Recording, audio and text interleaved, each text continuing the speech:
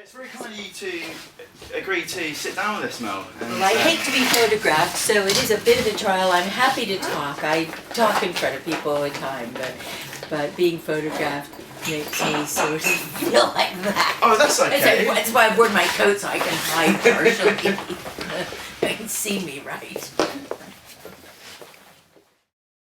Feminism was a kind of an incomplete monster, a bit like Mary Shelley's Frankenstein. You know, it had potential life.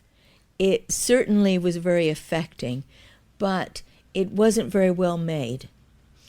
And the way we fashioned it, we didn't know what it was going to do next, whether it's going to turn around and strangle us or screw things over or cause trouble in households. And of course in San Francisco this was particularly dramatic because there'd been a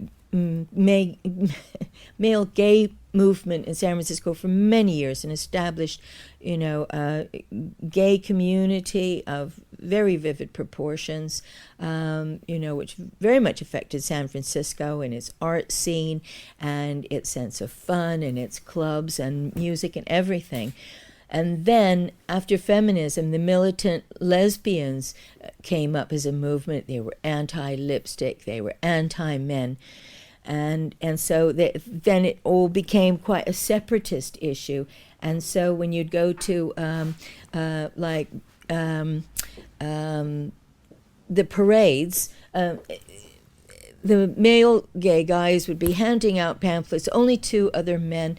Lesbian feminists would be handing out pamphlets only to other women, and so this ridiculous kind of standoff between the sexes, which was based on what meant to be personal liberation, had become two fascist regimes.